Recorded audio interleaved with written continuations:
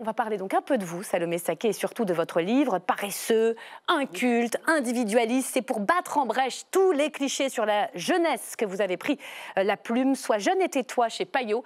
C'est le titre, c'est aussi un slogan de 68. On voit cela dans l'invitation de Maïté Frémont. Et on en parle ensemble juste après. Regardez. Si on vous invite, Salomé Saké, c'est pour nous parler de la jeunesse. 9 millions de Françaises et de Français âgés de 18 à 29 ans. Une génération à qui l'on dit, selon vous, trop souvent, sois jeune et tais-toi. Titre clin d'œil d'un slogan de mai 68. Pour nourrir cette enquête de 277 pages, vous avez recueilli de nombreux témoignages de jeunes. Façon pour vous de répondre à ceux qui disent d'eux qu'ils sont narcissiques ou encore paresseux. Cliché qui colle à la peau du jeune, qui a souvent du mal à se faire entendre. Pas seulement celui d'aujourd'hui, mais aussi celui d'hier. J'aurai le temps, 1 minute, de m'énerver, juste de m'énerver, de paraître pour un petit merdeux, un petit jeune de plus qui fout la pagaille partout. Je préfère m'en aller tout de suite. Si j'avais su que je n'aurais pu rien dire, j'aurais dormi beaucoup plus tard. Non, je Mitterrand souhaitait votre présence. Jeunesse, lève-toi. Salomé Saké, vous avez 27 ans, vous êtes suivi sur Twitter par plus de 174 000 personnes. Vous êtes journaliste, engagée dites-vous, mais surtout pas militante. Nouveau visage médiatique, le grand public vous découvre notamment chez nous, sur LCP. Vous l'aurez compris, protéger les océans, c'est une question de survie. Vous assumez une posture générationnelle sur des sujets comme la crise climatique ou encore économique. Sois jeune et tais-toi est votre tout premier ouvrage et vous l'expliquez dès le début. Une séquence déclenche l'écriture de ce livre. Ne me faites pas chier, connasse. Là, je suis pas libre à cause de vous. Vous n'êtes pas libre et nous, on va pas vivre. Eh ben, crève et puis me fais pas chier. Le 25 mai dernier, un homme d'une soixantaine d'années, actionnaire de Total Énergie, insulte cette jeune militante pour le climat qui bloque l'entrée du groupe. Boomer versus jeune, indignation que vous transformez en carburant. Mais les jeunes écologistes, ce sont ceux qui s'engagent pour leur avenir. Mais les vieux écologistes, vous savez, moi j'ai connu des écologistes bien plus vieux que moi qui étaient extrêmement militants, extrêmement engagés. Certains ont éclairé les générations précédentes parce qu'il y a eu beaucoup de choses qui ont été faites depuis les années 60, 70, 80. Tout le monde l'oublie, y compris en matière de tri, etc. Et donc je pense que la réalité est beaucoup moins manichéenne que ce que vous affirmez là. Alors une question ce soir, Salomé Saké. Comme le disait Pierre Bourdieu, la jeunesse n'est-elle pas qu'un mot et l'âge, une donnée socialement manipulable et manipulée? Réponse, Salomé Saké. Oui, bien sûr que la jeunesse n'est qu'un mot. Après, elle est quand même encadrée statistiquement parce que c'est quand même des enjeux différents auxquels font face les différentes tranches d'âge. Donc effectivement, il faut mettre des chiffres à un certain moment et faire des choix. Moi, dans mon livre, j'ai choisi de parler des 18-29 ans. Mais bien sûr que c'est ouvert à toutes les interprétations. Oui, on peut lui faire un peu dire ce qu'on veut. Elle pense ceci, elle pense cela. Il faut prendre ça avec précaution. Et d'ailleurs, je parle vraiment pas d'une jeunesse, mais de des jeunesses. Et les sociologues font toujours très attention à dire des jeunesses, pas une jeunesse. Et effectivement, à ne pas essayer de faire dire à un corps indéfini tout et n'importe quoi. Quel est le cliché qui vous agace le plus sur la jeunesse? On dit beaucoup paresseuse, génération Y, qui, passé 18 heures, veut quitter le bureau. C'est vraiment les accusations en paresse qui reviennent beaucoup, que moi j'ai beaucoup pu entendre aussi dans mon entourage et qui ne se retrouvent pas du tout dans les chiffres. En réalité, aujourd'hui, les jeunes veulent réellement travailler, veulent construire aussi un avenir meilleur, veulent participer à notre société, à la construction aussi de notre avenir collectif. Simplement, effectivement, peut-être qu'ils veulent le faire différemment. En tout cas, ils doivent le faire dans des conditions socio-économiques qui sont particulièrement difficiles. Un chiffre que je n'ai pas eu le temps de donner tout à l'heure, mais que je veux vraiment donner ce soir, c'est que le taux d'emploi précaire des 15-24 ans est passé de 17,3% à 52,6% entre 1982 et aujourd'hui. Et donc, en fait, le marché de l'emploi aujourd'hui est extrêmement tendu pour les jeunes. Et ce sont les premiers abonnés à des statuts qui n'existaient tout simplement pas dans les années 70, qui sont l'auto-entrepreneuriat, l'intérim, le CDD. Enfin, il y a vraiment toute une multitude de statuts qui rendent l'entrée sur le marché de l'emploi extrêmement difficile. Vous le montrez très bien, d'ailleurs, dans tout le livre. C'est vraiment dur d'avoir 20 ans en 2023. Et c'est plus dur qu'avant, c'est plus dur socialement. Le chômage est plus important, les emplois sont plus précaires, les diplômes ne suffisent plus à décrocher un travail et la pauvreté est plus grande chez les jeunes. Est-ce que c'est la faute des boomers ? Alors, je pense que c'est complètement inutile de chercher des coupables. Et je le précise à de nombreuses reprises, je ne cherche pas à blâmer une classe d'âge. Au même titre que j'aime pas qu'on propose des clichés sur les jeunes, je ne voudrais pas, moi, divulguer des clichés sur les plus âgés. Et je pense vraiment que ça ne sert à rien. C'est plus une idée de comment est-ce qu'on construit la suite. De manière indéniable, ceux qu'on appelle les boomers, enfin les baby-boomers... La génération d'après-guerre avec les 3 P, hein, progrès, prospérité, plein emploi et paix, les 4 P. Les 4 P de l'historien Jean-François Sirinelli, effectivement, ils ont été utilisés pour qualifier une espèce de parenthèse dorée.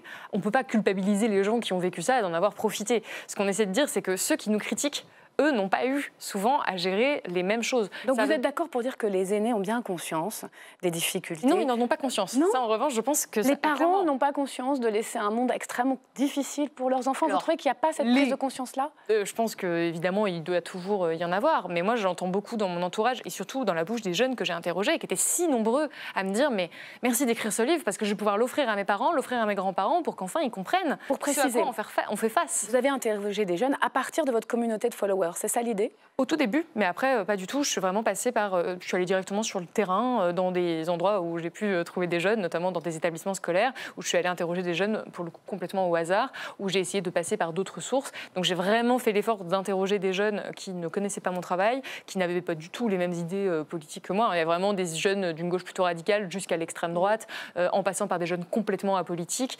Au début, vous leur demandiez, enfin c'était l'idée, quels sont vos rêves? Absolument. Finalement, vous avez renoncé à cette question, c'est ça? Oui, parce qu'en fait, j'ai posé des questions extrêmement basiques aux jeunes. C'était vraiment, racontez-moi votre vie. Et d'ailleurs, ils étaient très nombreux, voire tous, ont accepté en fait de me raconter ce qui les préoccupait. Et donc, dans les questions, il y avait à quoi vous rêvez. Et très rapidement, j'ai changé de question. C'était plutôt est-ce que vous rêvez?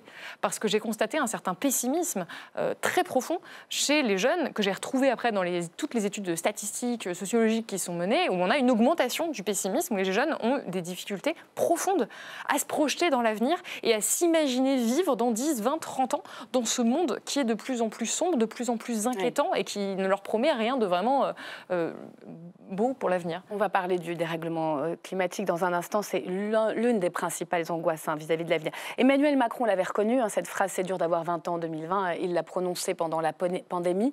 Vous trouvez qu'il n'a rien compris? Qu'il n'a rien fait pour les jeunes? Alors, clairement, il n'a pas fait le nécessaire. Et ça, c'est pas moi qui le dis, ce sont les différents économistes et sociologues qui aujourd'hui sont observateurs de ce qui se fait en termes de politique publique. Repas à 1 euro dans les Crous, préservatifs gratuits. Je parle pas en mon nom. Pilule du lendemain tout ce qui est politique économique, je parle pas en mon nom. Je suis allée interviewer des économistes, des sociologues qui trouvent que c'est totalement insuffisant. Et donc oui, il y a eu un effort qui a été fait. D'ailleurs, qui a un certain coût. Je pense au plan Un jeune, une solution. Je pense aujourd'hui au service national universel qui coûte plutôt cher en termes de politique publique, mais qui n'a pas les effets escomptés. Le service national universel, pour moi, est vraiment un exemple de politique inadaptée de la jeunesse. C'est-à-dire que ça coûte... Je crois qu'ils sont en train de renoncer à la généralisation. Mais ça coûte 2 milliards d'euros. Et à côté de ça, on a la moitié des fils alimentaires pour l'aide des Restos du Cœur qui sont composés de moins de 26 ans. C'est-à-dire qu'il y a des jeunes qui n'ont pas à manger aujourd'hui. Il y a des jeunes qui n'arrivent pas à se loger. Si vous allez demander aux jeunes, c'est quoi votre problème? Aujourd'hui, la plupart, c'est la précarité, l'accès à l'emploi, l'accès aux études. Et on leur propose une mesure qui vaut extrêmement cher, service national complètement décalé à vos yeux, qui ne correspond pas à la réalité. Donc il y a eu des petites mesures, comme le repas à 1 euro, qui sont arrivées souvent très tard, en pleine pandémie. Et on a mis 8 mois à avoir vraiment des mesures qui soient mises en place par le gouvernement et qui sont totalement insuffisantes. Alors qu'est-ce qu'il faudrait faire, tiens? Parce que le constat, il est implacable, mais il y a beaucoup d'idées dans le débat. Un RSA jeune, par exemple, un revenu universel, ça vous seriez favorable? Vous parlez beaucoup aussi de la jeunesse dépolitisée. Est-ce qu'il faudrait faire le vote obligatoire?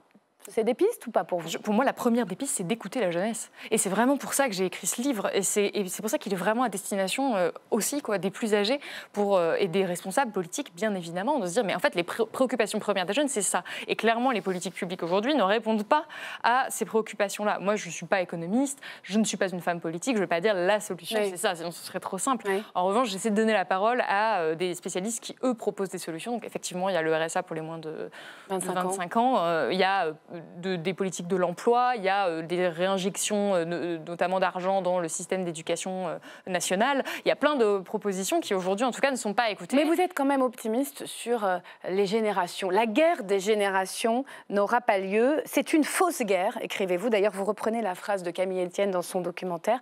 Pourquoi ?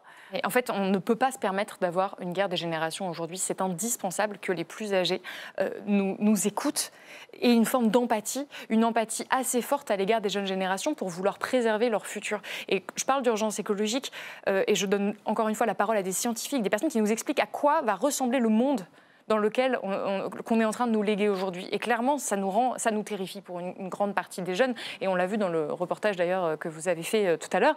Donc on a besoin que les plus âgés, non seulement nous considèrent et ne nous blâment pas quand on essaie de s'engager, mais en plus nous aident à leur échelle et vite. Parce qu'on ne peut pas attendre et on a besoin d'une mobilisation intergénérationnelle immédiate. Pour terminer, est-ce que vous pensez que les démocraties sont les systèmes politiques les plus adaptés aux mesures radicales qu'il faut prendre contre le réchauffement climatique? Jean-Marc Jancovici dit par exemple qu'une dictature éclairée pour planifier à 50 ans serait plus utile. Moi je pense qu'on ne peut pas arriver à faire accepter des choses massivement sans démocratie et sans participation citoyenne. Et c'est pour ça, encore une fois, que j'écris ce genre d'ouvrage. C'est que j'espère que ça va passer de main en main et qu'on va réussir à construire collectivement et pas une personne en haut qui imposerait ça. En tout cas, il est passé par les mains de la rédaction de la chaîne parlementaire. Sois jeune et tais-toi, c'est chez Payot. Réponse à ceux qui critiquent la jeunesse.